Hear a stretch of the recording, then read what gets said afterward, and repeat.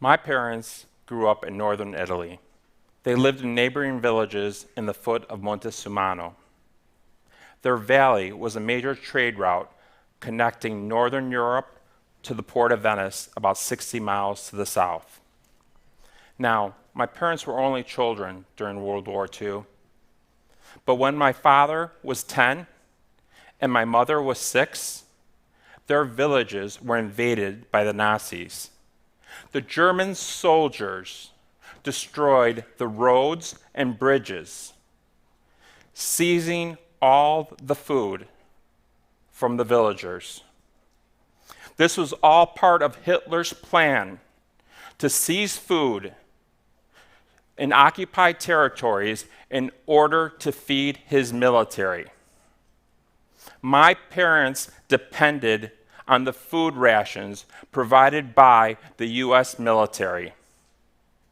They were always excited to see American soldiers walking in their neighborhoods.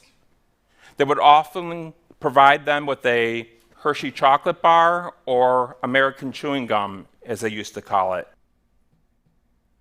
At this time, there was no major humanitarian organization in place to provide food.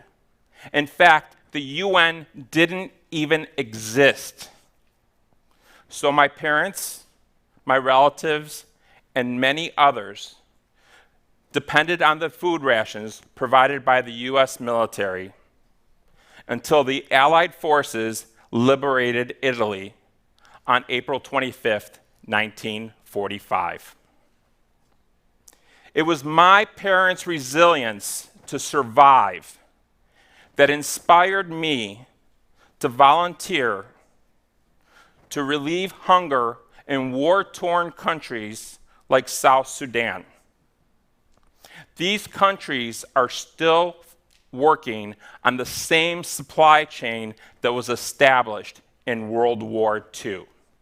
I have been a logistics consultant for the last 27 years, working with major retailers, manufacturers, and high-tech clients in order to improve their supply chain. How to move product from A to Z in the most efficient way.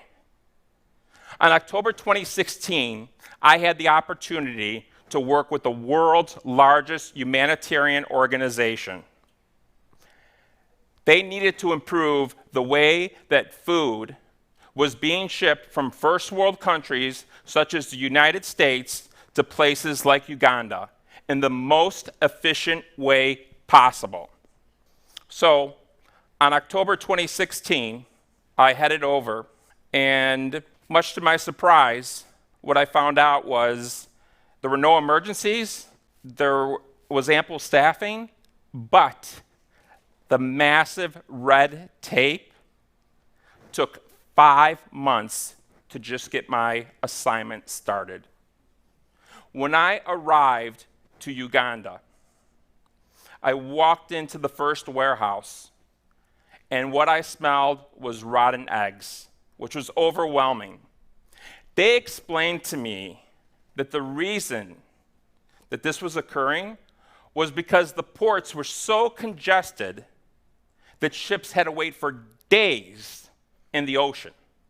In fact, USAID did a study in 2016 that estimated 71,000 metric tons of food, which is enough food to fill 30 Olympic-sized pools, never made it to the plates of the hungry, all due to spoilage and infestation.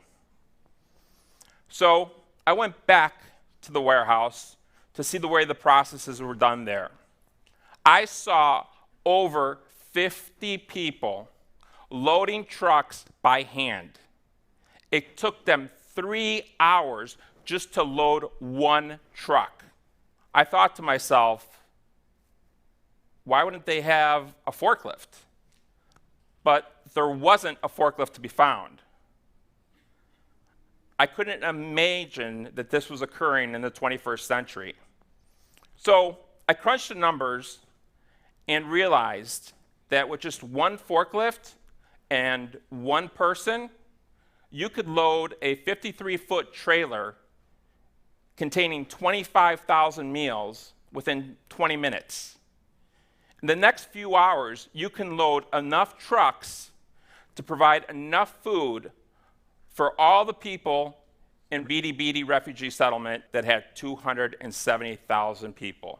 One of my colleagues told me stories of an experience she had while she was at a refugee camp of little boys and girls that didn't have enough energy to walk down the street, let alone play ball, all because they were hungry.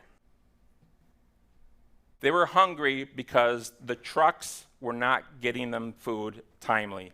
They were waiting weeks. So I decided to look at what was going on with the trucks, because obviously all the forklifts in the world are not going to solve this solution. Well, the trucks that I got to see had to be repaired, and a lot of these European vehicles hadn't been updated for over 20 years. There were a hodgepodge of vehicles that were donated by various countries, and they were Band-Aid every single day and put on the road. The roads were so bad that Uganda had rain 6 months out of the year. And these old vehicles, they couldn't maneuver through this type of topography. So I asked them, why not airdrop the food? Well, the system they have in place is they don't buy any planes. They basically receive planes as a contribution from other countries. And you have a variety of planes, probably 20 years old or older. And to top it off, they need to be prepped and painted white. And the reason for this is so they're identified as a humanitarian aircraft. But the location I was at, which was in Uganda and Kenya, didn't have any war at the time. So why was this so important?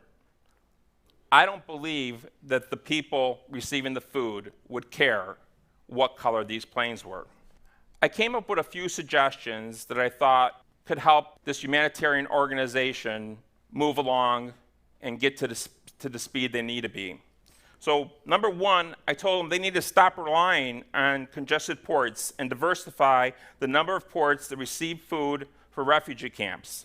Number two, they need to organize the food just like the grocery store does and put the oldest bread in front and making sure the food that are closest to expiring are sent to those refugee camps first.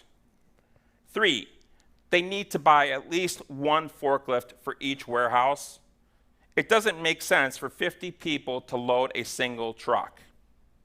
Four, lease a fleet of dependable military-grade vehicles, enabling them to cut through the muddiest roads in Africa during the rainy season. Five, standardize the UN air fleet so that it is easier to operate and they should not require to paint every plane white. When they are flying within safe zones, such as Kenya and Uganda, I really do not believe this will impact anyone. None of these suggestions matter unless the people on the ground change their attitude. When I asked one person that was a contractor for the UN about making these changes, they replied to me, "I only work here. My job is not to change nor challenge the system," which gets me to my final sixth recommendation.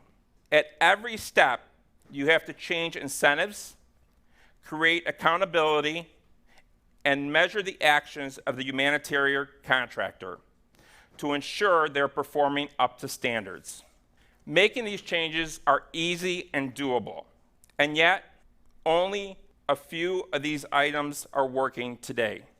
We need to push the envelope and get us working with the newest technologies that we have available, such as unmanned aerial vehicles and autonomous amphibian military vehicles. We need organizations and countries to donate these types of items in order to provide food to the refugees. They can do this 365 days a year if this was enabled. Just like my parents depended on the GIs during World War II to provide them food, I feel we can solve world hunger. Thank you.